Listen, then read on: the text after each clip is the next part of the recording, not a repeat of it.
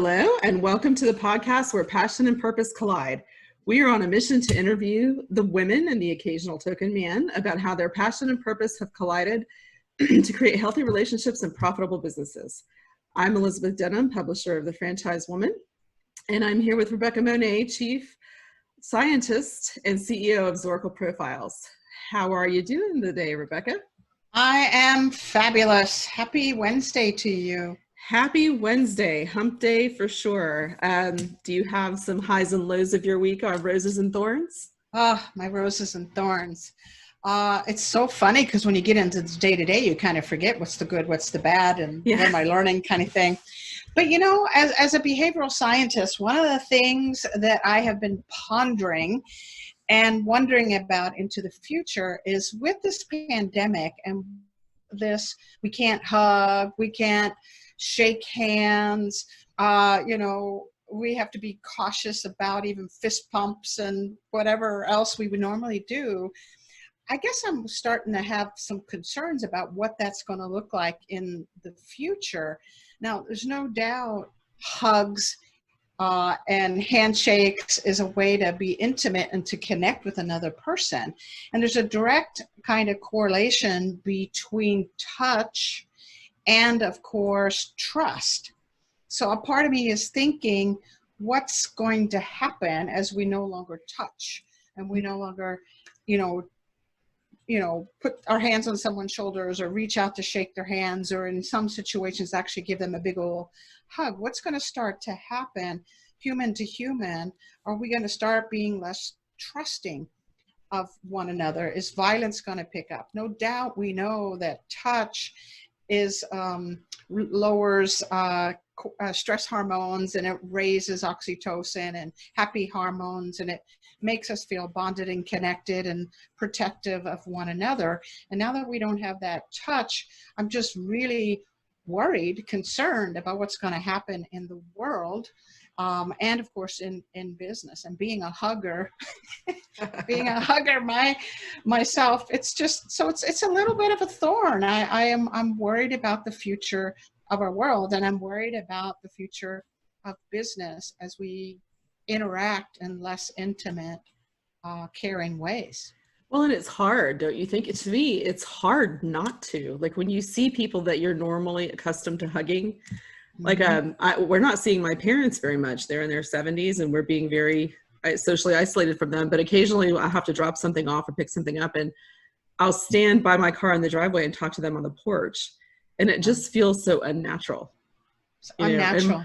My mom, we comment on it sometimes. It's just so hard to just be that far apart physically when you're so used to greeting them with a hug every time you see them. Mm-hmm. Yeah, so it will be interesting.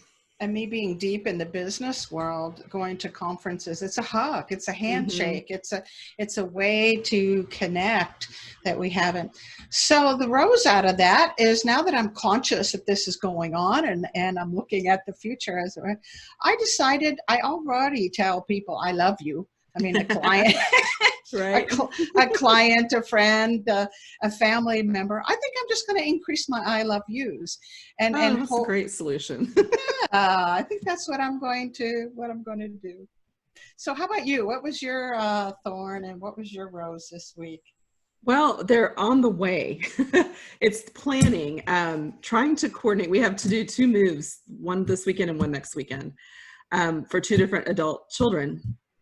One's moving from an apartment to a house with a friend, and that's a local move, so we won't have to travel for that this weekend. And then a week from Thursday, we're going to travel to Virginia to see my daughter and help her move from college to DC where she's working. So the thorn is, it's painful to move. I hate moving with a passion. Last time I had to move the son, Jake, Hannah and Jake are both 22. I had to do it by myself because my husband was out of town. So that was... I'm debating whether I should just bow out altogether and say, your turn. I don't think I'll have it in me to do that. But the rose of it is we get to spend time with both of them because we've seen even the local one less. And we haven't seen Hannah since February. So I'm really excited to get to go see her. And so the anticipation of next week is my rose for this week because I've been thinking about it all week. The thorn is I just dread the moving part, the physical moving part. I know, everything hurts afterwards. Yeah, it's but you know what? This is a wonderful time to create memories. I'm a Mhm. memory collector. So this makes memories. They're going on to another part of their lives as they go off to college, and you get to be a part of the launching of Yeah. that. So it'll be a great memory. It will. And Donald and I love road trips, especially when we are by ourselves. And we're actually, Thursday's our anniversary, a week from tomorrow. So we will Oh, be driving part of the way up on our anniversary, but we at least we get to spend part of our day on a road trip by ourselves, just talking. You know, we're surrounded by people a lot in our family. And so when hmm, we get those times by ourselves just on the road to do, and you're kind of forced into doing nothing but spending time together, we really enjoy that. So I'm excited to do yeah. that too. Okay, so you're gonna have to tell me what romantic thing that you have planned that's got to be in the car. I mean, it's not like you Right? can do flowers or dinner or whatever. You gotta. I want to know what you end up doing, or he ends up doing, to make this a I know. celebration of your anniversary. We've got a week to think of something creative. Yeah. It certainly won't align on our best date. Our first date was he took me out on a catamaran in Destin, Florida, and we saw dolphins, and the water was like emerald. They call it the Emerald Coast because the water Mm-hmm. is just a gorgeous color of green. So last year, I think it was last year, the year before, we repeated that date. Oh. So we will not be able to do that at least this in the next 2 weeks. But I said we need to do this every year because it's such a fun date. So just do a blow up dolphin in the back seat of the car. That's what I should do. He would roll over laughing. That would be so funny. Certainly something creative in the car ride. Mm-hmm. And luckily I still get to hug him. So since he lives in my house, Mm-hmm. but I do miss that too. I think it'll be very interesting to see what we as a society do to cope um, Yeah.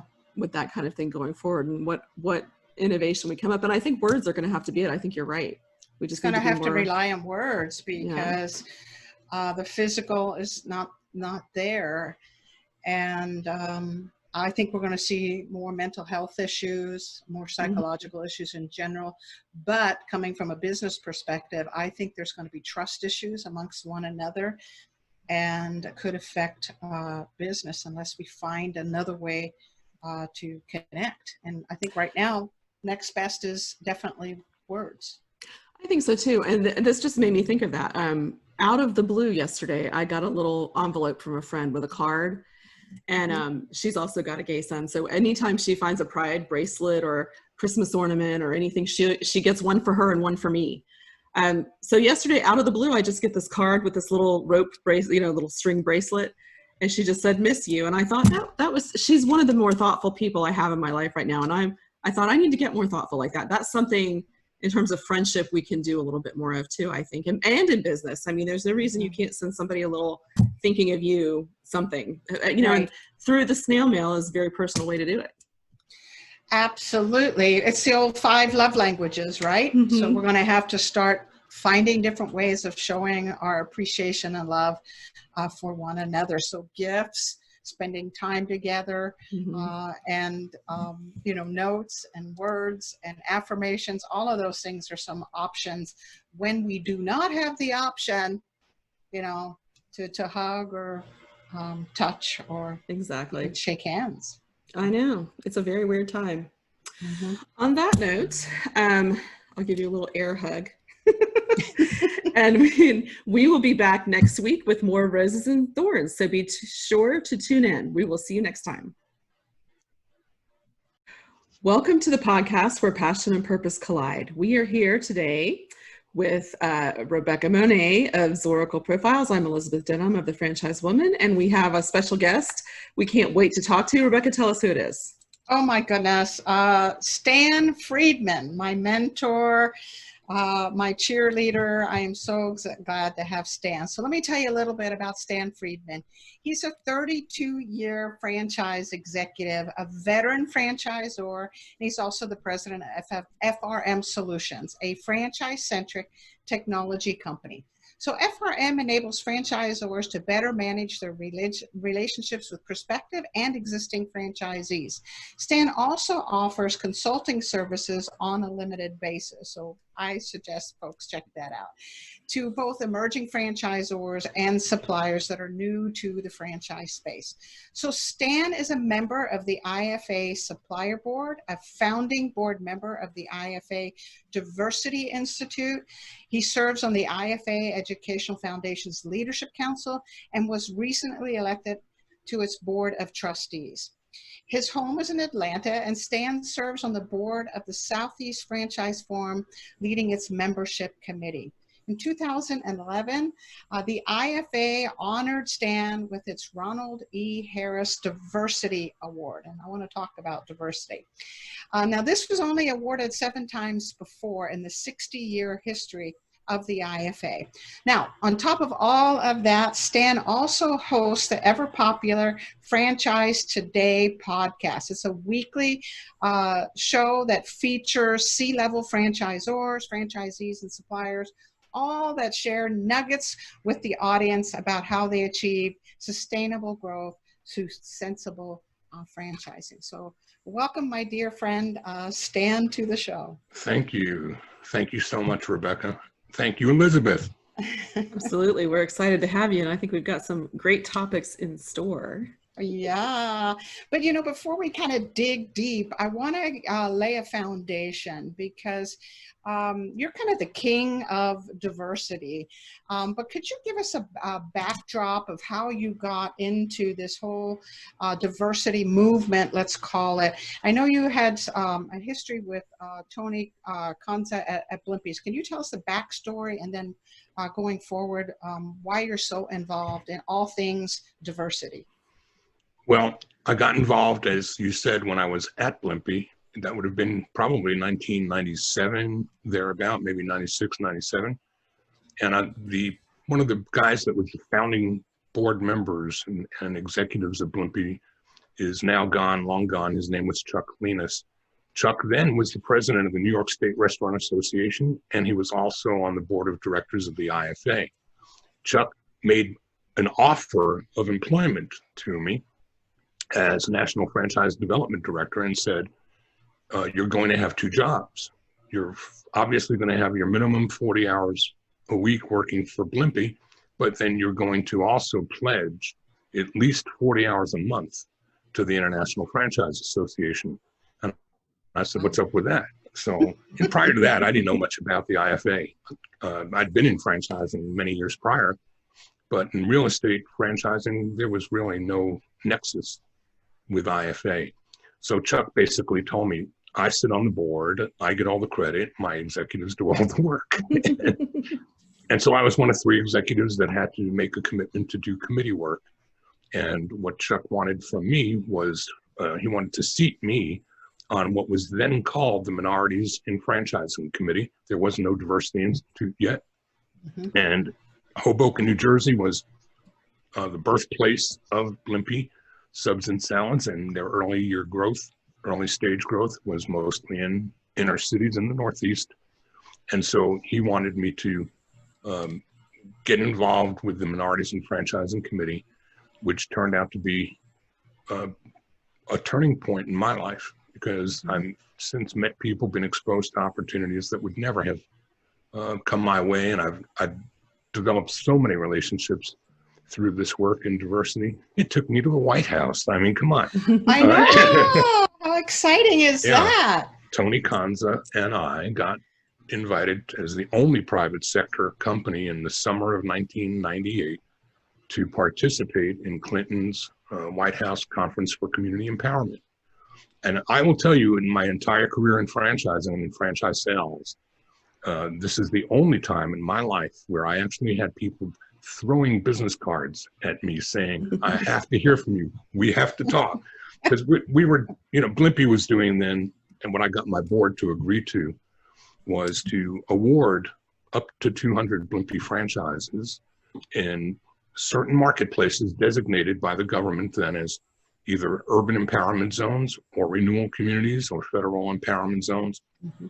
And these were communities where there were very, very lucrative tax credits available if you opened a business and created jobs inside of those zones. You know, in many cases where hard to find real estate in the suburbs, it made great business sense to take a look at the inner city where rent wasn't quite the factor that it would be out in the burbs.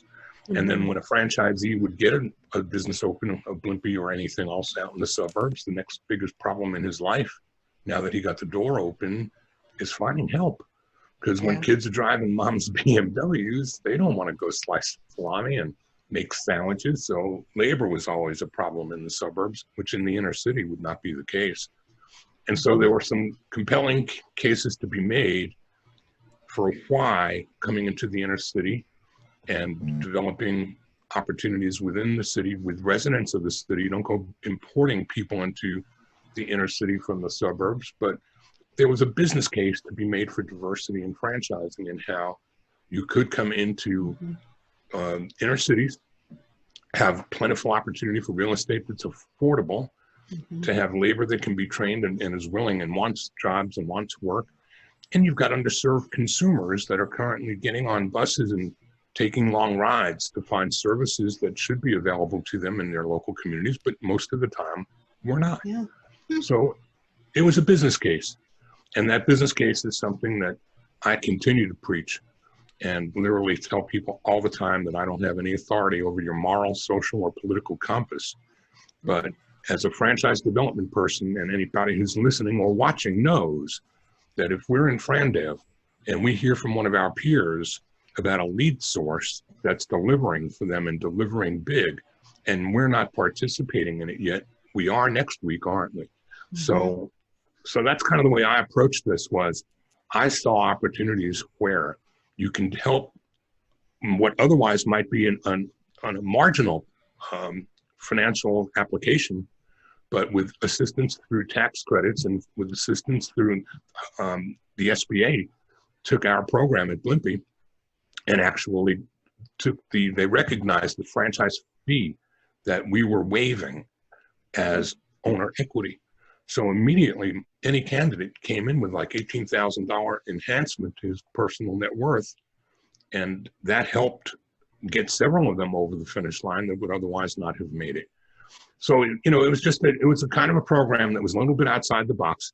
I will tell you that it was put upon me that I hit a certain number that first year. We were still publicly traded back then. BLM, which is Black Lives Matter now, was Blimpie's American Stock Exchange. What a coincidence, right?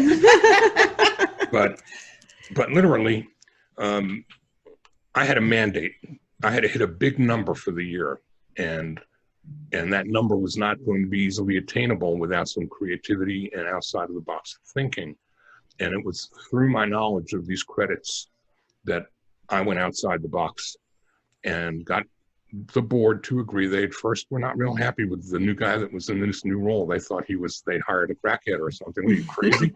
You want to give away up to 200 franchises? Do the math on that. What are you thinking about? Well, the reality is, in the places that we were going to go with these franchises, we weren't seeing applicants waving checks at us from Sweet Auburn in Atlanta or Rosa Parks Boulevard in Detroit.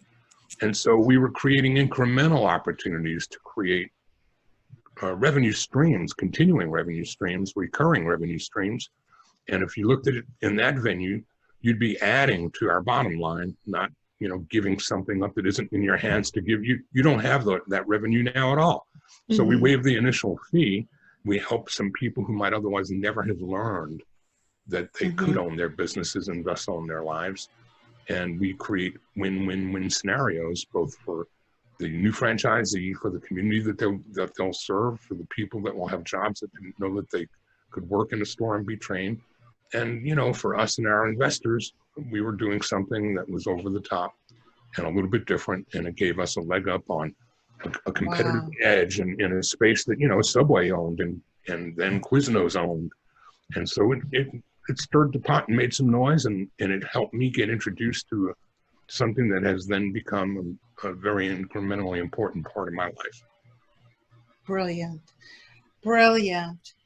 I hope other franchisors followed in your footsteps, because this is an out of the box solution to jobs, business ownerships, serving communities that are probably underserved, providing opportunities that weren't considered before. So hopefully you're a trendsetter. Well, I was probably early on and doing some creative things to get it done, but I wasn't the only one. There were many franchisors that preceded Blimpie's involvement in this space. I think we were probably a little more aggressive and a little more creative in approaching what we were doing, but there were several concepts and brands that were trendsetters. And, you know, there were 6 or 7 people who got that diversity award before I did. So, you know, I wasn't number one. You're number one in our book. There you go. Thank you. Well, and you talk about it becoming an integral part of your life and your career and your perspective. How did all of that impact you on a personal level? Because it's one thing to talk about it in a business, the success of the program. But how did it impact you or change a perspective or you know, make you feel satisfaction at being able to help an underserved community? It's, I believe that it's something that we're not as conscious of on a day-to-day basis than that we should be more conscious of. As I say, I don't ever feel like I have any authority over somebody's moral, social, political compass, but I then too had none over my own. I never thought about diversity, or I never thought about working in a minority program, but through the interaction with these programs and with those that I met and got to participate with, I learned a lot. And I still, you know, there's one argument that I feel no person can win with me. It's one case in point when people talk about, you know, white privilege and say that's bogus, or that a lot of people don't understand what that really means. Because it is unconscious. It's not that we walk around saying, well, I've got white privilege. No, we were born with advantages that others of black and brown skin don't enjoy. And so there's the talk always about the talk that African-American fathers have with their children about what to do if they get into an interaction with a police officer, how to behave, what to speak about, how to show respect. And the mere fact that that is necessary, that a conversation like that has to occur for a father or parent to feel safe, that they're giving their children the protection that they need to not be the wise guy who's going to walk out with a group of people and maybe have 2 strikes against them because of the color of their skin, that we don't have to worry about those things. I didn't have that conversation with my son. Well, I call that white privilege. And well, it is white privilege. And I think that I don't have those conversations with my sons either. The closest I can come to understanding fear for your child just for being who they are is that having a gay son. I fear for him in different ways than I feel for my other children, because he is a target. He's not as obvious a target, though. He's not walking around cloaked by his skin that is different from everybody else's. But I told the story before. My husband owns a Patch Boys franchise and has a black man work for him. And he's a very large black man, sweetest teddy bear kind of guy. But he had a customer who she worked nights, and she said, just tell your guy to come in the back door. I'm going to stay asleep. If you need me, just, you know, have him tell you to call me. And he stood on the back porch debating whether he was going to go in the back door. This is in Mobile, Alabama. He was afraid to go in because he thought someone would think that he was breaking in or lurking on a white person's property. And my husband said, she's really nice. I think you're going to be fine. He didn't want to force him to do something he felt uncomfortable with, but he said, I really do think this girl is nice. And it wasn't just the girl he was worried about, it was the neighbors. So I think one of the things that helps people bridge understanding is knowing people personally. When you have an employee that you care about and has been nothing but a great worker, feel that kind of fear just to do something that my husband would walk in that back door without a second thought. Right. You know, those demonstrations, if you don't have that personal experience, I think some people are able to dismiss it a little bit easier. Well, I think people too, you know, we tend to go to the emotional side of situations, and we tend to be influenced. by the emotional side of situations. So we see what we see on TV, and you see riots and you see destruction, and we respond to that and we react back to that, and nothing good comes from any of that, in my view. And it doesn't, we are whatever else we are or aren't or have been or should be, we're still a nation of law. And without that, there's no place that anybody wants to come and be. But why do immigrants still want to come and be? So this is a land of opportunity, and it's far from perfect today. And in its history, it's been far from perfect in getting where we are today. But I don't believe in erasing where we've been. I believe in learning from where we've been. Absolutely. And if there are still statues of generals from the Confederate Army that are sitting in front of court buildings, I find that to be wrong. I don't think those statues should be ripped down, and I don't think that they should be made to disappear. But I don't think the meta message there is a bad one. If you put a statue in front of a courthouse of a Confederate general, you're saying something to an African American that's you're not equal at all, and this is a symbol of that. Put it in a museum and learn from it. Keep history intact. If we don't keep history intact, we cannot learn from our mistakes. If we can't learn from our mistakes, we're just going to do them again. And let's not do that at all.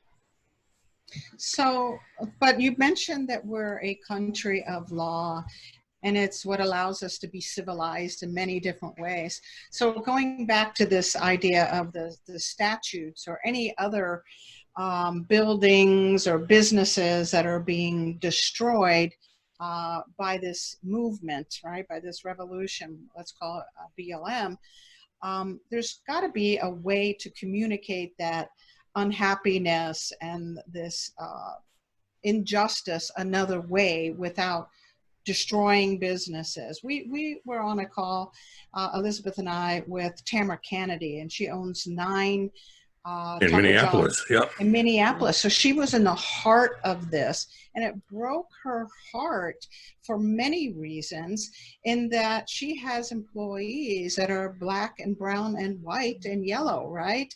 And with things being destroyed, they're now unemployed, or they are the only ones employed because mom and dad have been laid off because of the coronavirus. So to me, there's another way to communicate.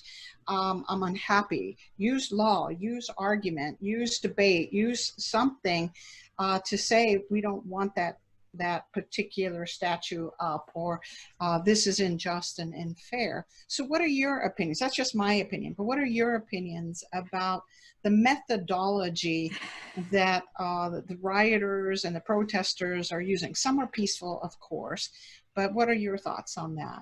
My thoughts are simple, and they're no different than politics. There are many, many shades of gray. There's not just black and white. There are many shades of gray. And so in my view, we've had elections with outcomes that I've not been happy with. We've had elections where I've given high fives and said, whoopee, we got it, right? In no case, though, and this is something that makes America great, we've never had riots after an election. 2016 was probably the most polarizing election in my lifetime. Everyone that was on one side was deep in, and everyone that was on the other side was deep in. But we didn't see anything happen like third world nations when one side didn't get what they wanted, or it didn't go the way they favored or hoped it would. So I believe that there are ways to fix these issues that some people are now awakened to, can look back over our history, and they can say that they can see that some of the things that have happened in our history were not the way that they'd be done today. And we can fix a lot of this. We can't change it.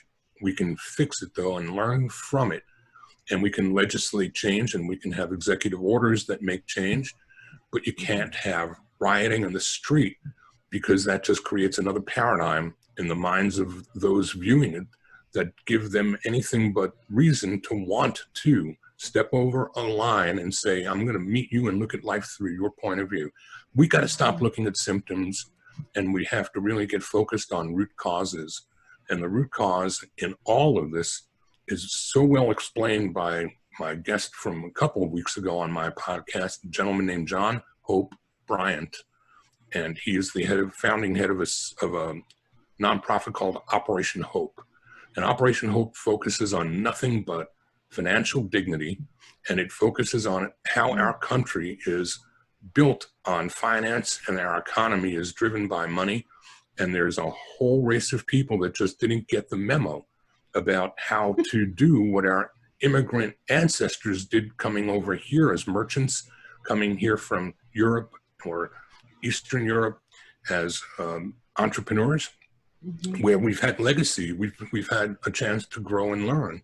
What John Hope Bryant proffers is that African-American generational issues of African-American kids didn't grow up with entrepreneurs. Their legacy was slavery. And literally without an understanding or without knowledge of how economy and financial markets work, that African-American kids today, if they're not growing up with that education and being given an equal opportunity for the education, then they're nothing better than modern day slaves, because they can't break the paradigm of understanding how to work with money and how to make a change in their lives that takes them off the need for welfare, takes them off the need to be dependent on government, and enables them to become contributors to the economy. And we can actually turn the whole economy around, maybe even get rid of the national debt, doing some things that not only fix the problem of what someone who's trapped in a world of a 500 or 550 credit score, get them to a 650 or a 700, and they're bankable. And now you can start looking at life through a different lens, and you are no longer trapped into a finite world, but you've got opportunities now equal to and equivalent to others who can go get businesses started, and so could you. So root causes to me are where I'd love to see more focus and more attention, and less of the drama, which is, I can't argue with what the frustration is. I can't say that I understand completely what that feels like, but what I can say definitively is we live in America, and we should operate and function in ways that are within the lines, and let's all get as much done as we can properly and cause a lot less heartache and hurt for innocent people whose businesses and livelihoods have been hurt as collateral damage. And in many cases, in the neighborhoods where these businesses are owned by African Americans, and we are destroying property that belongs to members of that community. And so where is the percentage in any of that? To me, it makes no sense. True. I like the solution here that your guest shared in the Franchise Day show, and then you shared with us, is the solution really is financial education, understanding and encouraging entrepreneurship and business ownership and creativity and innovation. It really is that. And certain parts of our population, simply because of their history, didn't get that experience of understanding money or the free enterprise system, etc. It reminds me of a project I worked on in the late 90s when communism went away in Russia. We had a bunch of folks come in from a large oil company in Russia. And before we could even talk about franchising and business ownership, we had to teach them about the free enterprise system and about competition, and about innovation, and about creativity before they could truly begin to become franchisors. So interesting perspective. Thank you, Stan. You got me thinking. Elizabeth, did you have anything else to share on that? Because I wanted to make sure we got to the second part of this interview with and Stan. here's what I'm thinking. I was thinking if Stan's up for it, we could do a part 2 and just finish with the success of the next 5 minutes or so, and then break and then do the next. We had another topic we wanted to address. Sure. Do you have time for that, Stan? I do. Absolutely, great. That'll give us another 5 or 10 minutes or so on this topic, and then we can take a quick break. But I think in addition to the financial education, one of the things I used to do Social Security disability and help people get their disability. And one of the things I learned, that was one of the most enlightening experiences I've ever had in terms of intimately getting to know people who did not grow up the way that I did, and just education in general and access and parenting. You know, the cycle is so deep for people who have not had the same kinds of access that we have. That financial education is great, but you also have to start back. One of my most memorable clients was this man who'd worked for Goodyear for 30 years. And I think when you stop and listen to experience it, it really impacts you. But when Obama got elected, he was my client. And I just said, what do you think about that? You know, and he said, now my children and grandchildren think they can. And part of it is what you touched on, that you offered businesses through Blimpie to people who may never have considered business ownership or thought it was outside of their reach. So I think some of those things are allowing it to be within people's reach with the ways that you were able to creatively help finance and give them, you know, waive the franchise fee or those sorts of things. But the people who say just bootstrap it, I mean, it's such a simple thing to say, but what I learned was, if I were in that situation and didn't have the parents that I have and the education that I have, I don't know if I could have done that. Mm-hmm. I mean, that requires a lot more than the average person can do or can overcome. So you just have to give people the permission to believe that there is a dream attainable. We talk about this all the time with the IFA Diversity Board when we go out and we do programs in cities like Cleveland. We recently did one with Key Bank, and Key Bank, through their depositors and through members of the community in Cleveland that they're associated with, invited. We had about 100 or so people come to a program, half-day program. We had speakers talking about how you can own your business and own your life. And literally, when those who hear those kinds of public service messages on the radio hear them, or when they hear somebody saying you can own your business and own your life, what they do is they look over here and then look over here and say, well, who are you talking to? You can't be talking to me. Yeah. No, we are talking to you. Mm-hmm. You know, it doesn't always take $1 million to start a franchise business. You can actually start a franchise business for a lot less than that and go to work on your first $1 million. Mm-hmm. And so we get just a high level conversation. If you think that the crowd that is attracted at an MFV Expo or any of those franchise shows, if you think those are early adapters to the idea, these are even earlier than that, because at least those who come to the shows have proactively come to the shows. What we do is we sneak up on somebody with a message like that they weren't anticipating, and then we ask them to let that marinate a little bit, and let's have another conversation, high level, about how this can actually become a reality. And then we start to set up an agenda of subsequent meetings to bring you to a conference like the one that we did. And now you're coming with a little bit more attention and proactive engagement. And we bring people from SCORE, and from Key Bank brings their SBA people. And you know, there's just a number of people that start putting a little more meat on the bone to creating a vision for, this could really be real. I could do this. And they hear about 401k conversions. They learn about things that weren't known to them, much less known to be available. So it's planting those seeds of possibility. And for franchisors who put their focus on this with intention, you can't treat this, it's not the same as what you do now. It's a different approach to a different market, but if you do it with intention and you do it with purpose, there are tons of markets that you're flying past and fighting with others for real estate when there's real estate available in markets that you're just not looking at or you're not paying attention to as being viable. Well, they are viable. And there are definitely people that need service in those communities. And if it doesn't come from you, then your next best competitor is going to best you by one, and maybe twice, 3 times or more, and do the same thing again, because it just makes nothing but sense.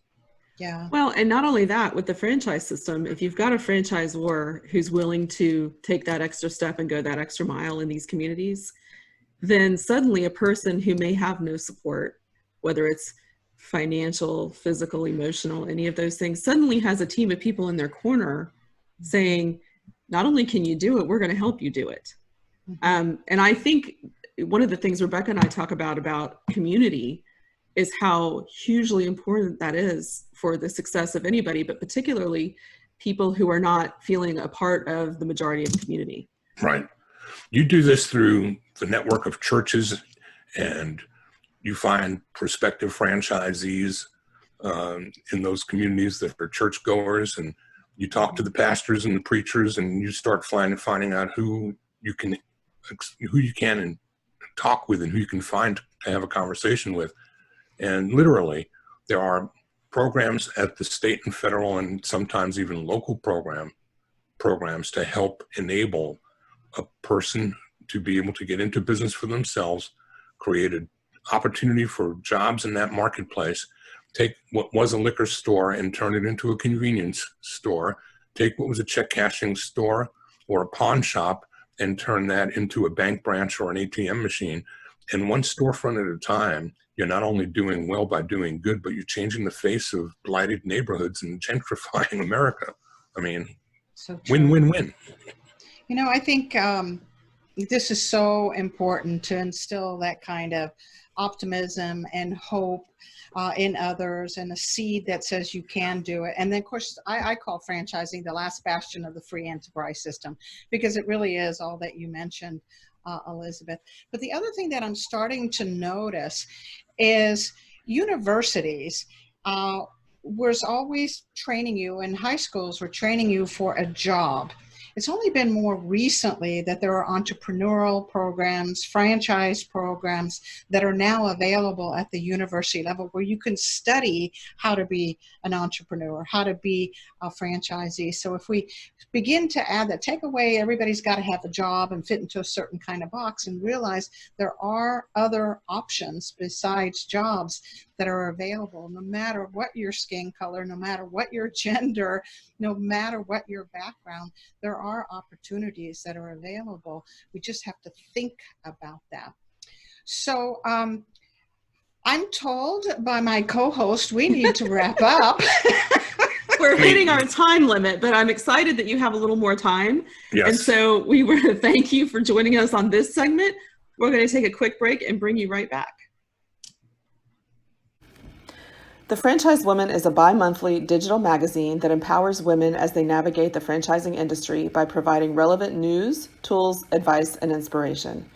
We are a resource for women who are seeking to own their own businesses, improve their existing businesses, find creative solutions, and take advantage of franchise opportunities. We feature women in the business who best exemplify our ideals and have something to teach our readers. In addition to our exclusive articles relating to the female entrepreneur, we also feature brands that are geared for women. Women have become the fastest growing sector in business ownership and have become a powerful, influenceable force fueling the economy. The Franchise Woman will give you the news that is relevant to you to help you navigate the path of successful franchise ownership. By women, for women, and about women. We are the Franchise Woman. Join us today at www.thefranchisewoman.com. Welcome to Women in the Know, where we discuss everything from politics and policy to relationships and marketing, from franchise growth to difficulty between franchisees and franchisors. Today's topic is grit. We touched on it a little bit on our last show, but we wanted to discuss the specific elements that comprise grit and what it all means in terms of success. So Rebecca, you have a list of markers that tell us all about grit, right? Yeah, so grit is kind of an elusive thing. We talked about this in the Woman in the Know last week. It's an elusive thing, and it's kind of a word that's being thrown around all the time. But it really encompasses several different, we call them at Zorka Profiles, markers, right? Or attributes or characteristics.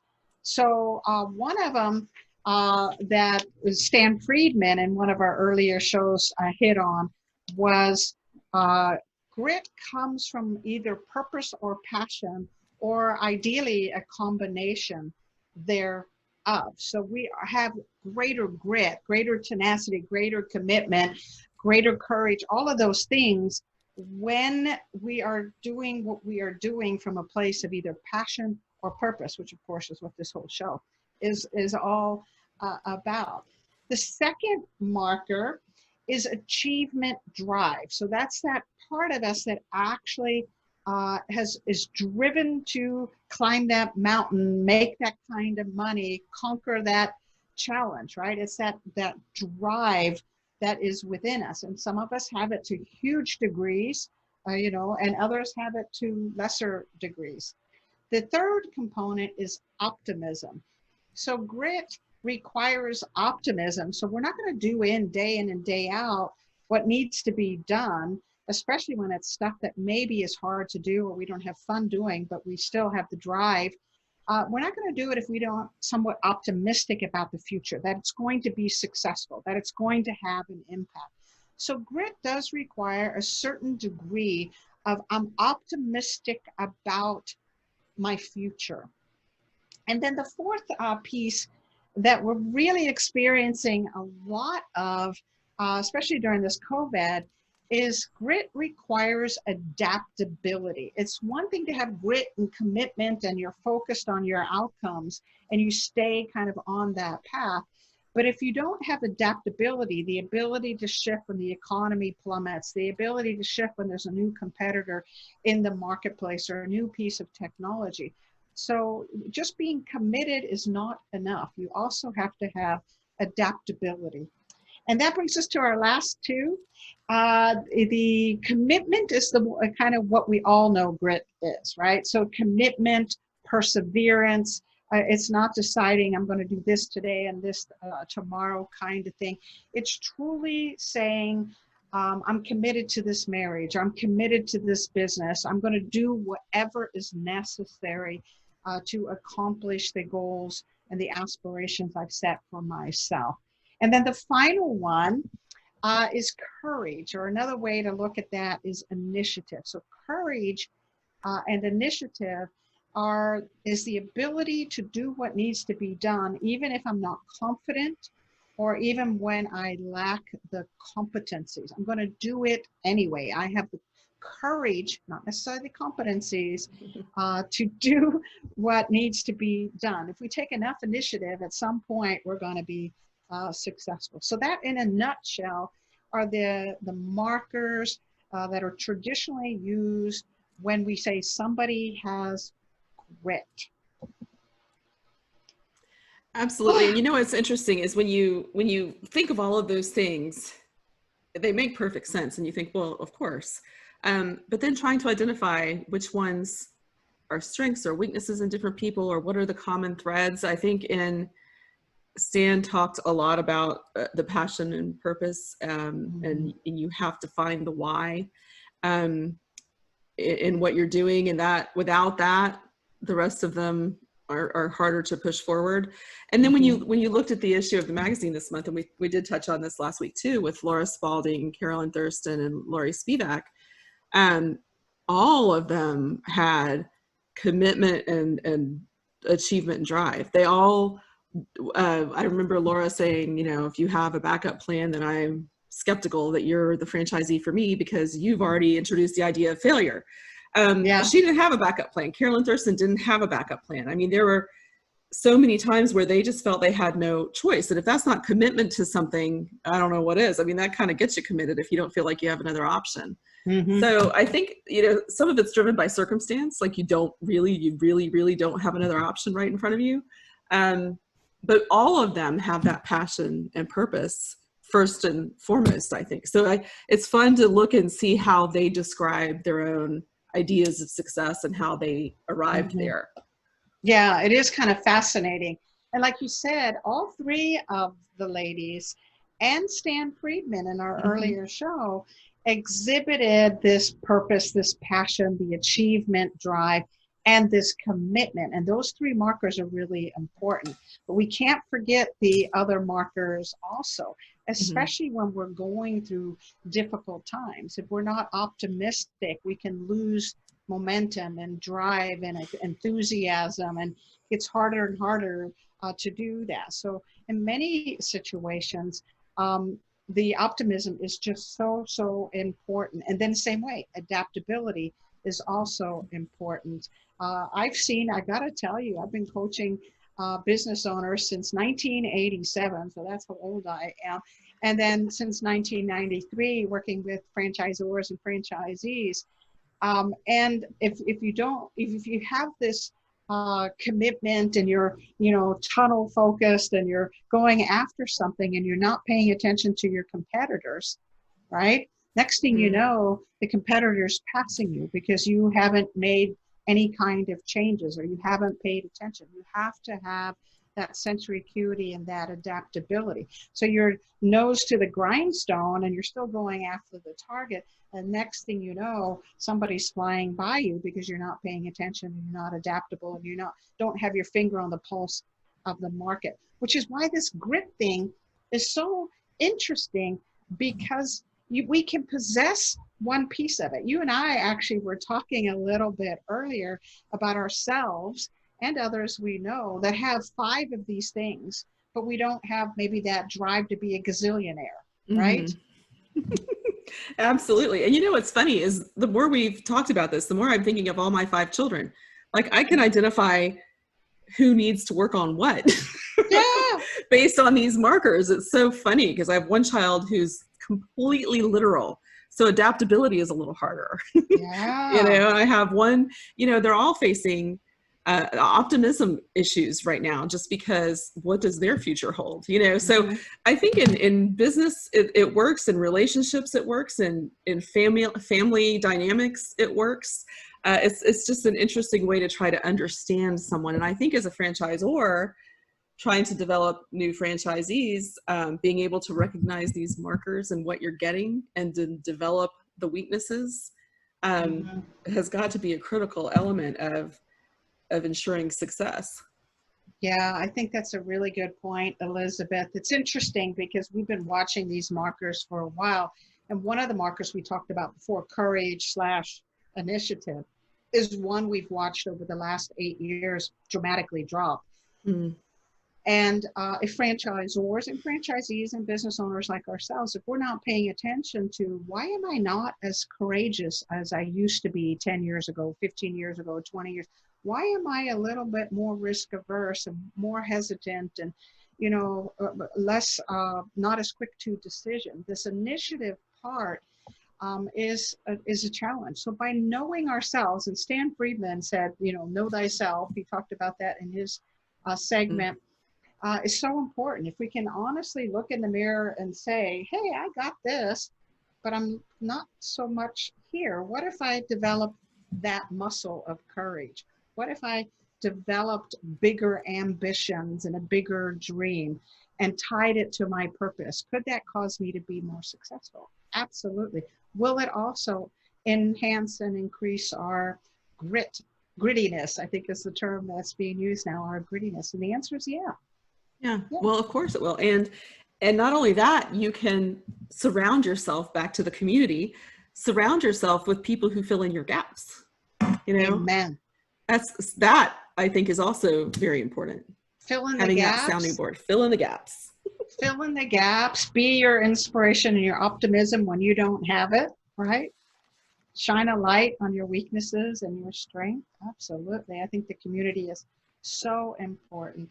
When we are going after a goal together, we will do more for others than we'll do for ourselves.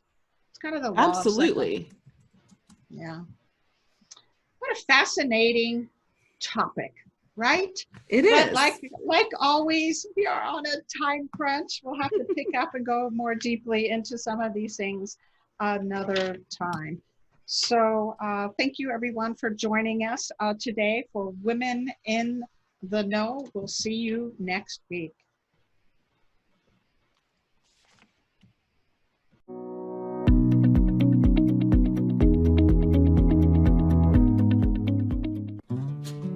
What do you think is the #1 challenge for franchisors? You got it, getting the right fit franchisee. And as you know, poor fit franchisees are often poor performers. Poor fit franchisees cost more to train and support. Poor fit franchisees are rarely satisfied or compliant, which can lead to validation issues. Not a good place to be. But now there is a solution. Zoracle Profile's scientific spot-on match program. Working with top broker groups in franchising, Zoracle has created a platform that scientifically matches the broker's candidate to the right fit franchise brand. Spot On Match predicts the compatibility, performance, and viability of a prospective franchisee. Spot On Match gives the franchise development team a data-driven and scientific approach to selling franchises. This is how it works. Zoracle works with each franchisor to establish their top performer blueprint. This research assesses current franchisees to determine the key psychographic indicators that separate high performers from mid to low performing franchisees. The final result of the research is the brand's Eclipse report, which compares prospective franchisees to a franchise system's high performers. Finally, brokers are running a spot-on profile on each of their franchise prospects. These profiles are then scientifically bumped up against the franchisor's high performer algorithms, and the match process begins. Dashboards are built for the franchisor and the broker to make sure the process is smooth and trackable. Right Fit matches instantly. Find out how you can be a spot-on match member. Save time. Stop guessing. Start matching. Call Zoracle Profiles.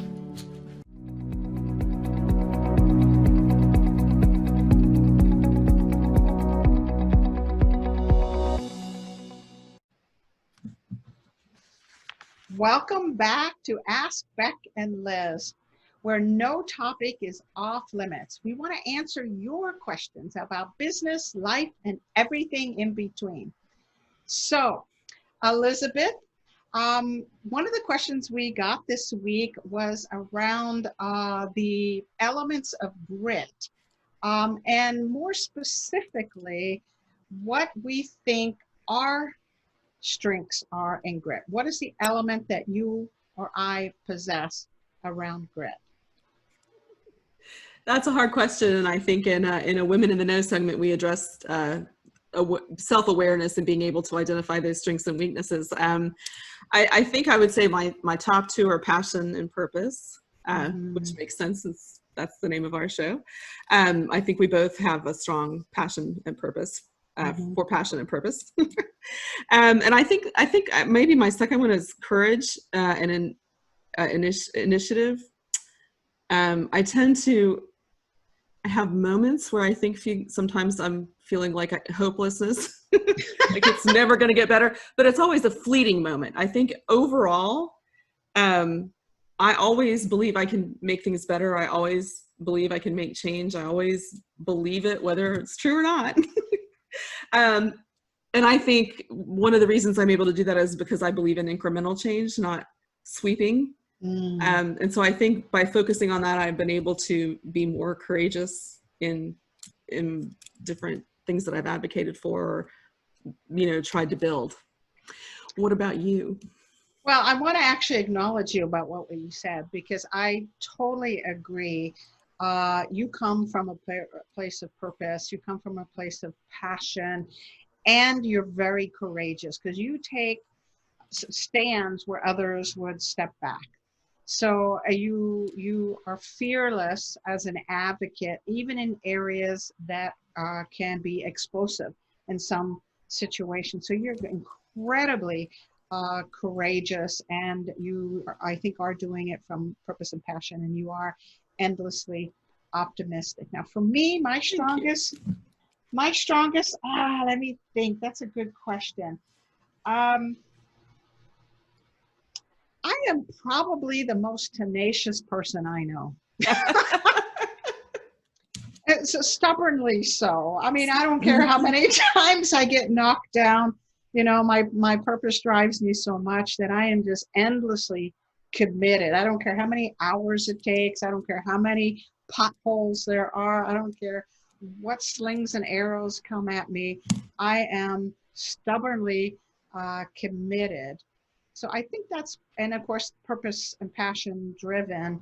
I think my weakest area is the achievement drive, because the commitment comes from making a difference, contributing, empowering, impacting.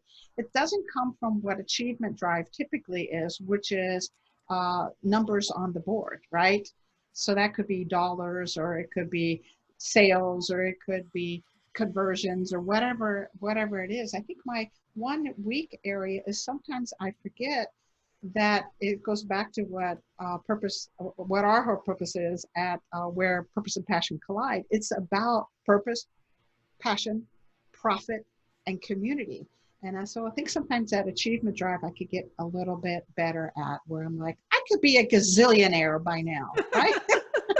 It's so hard to keep them all straight, but I do think tenacity is, I would have picked that for you also, because knowing you and getting to know you these last few months, I've discovered that you have had some hits like we all have in life and business, and you keep going like the Energizer Bunny. And I don't think everybody does that. I think that's a unique quality. And I think that the more you do that, the more you can do it.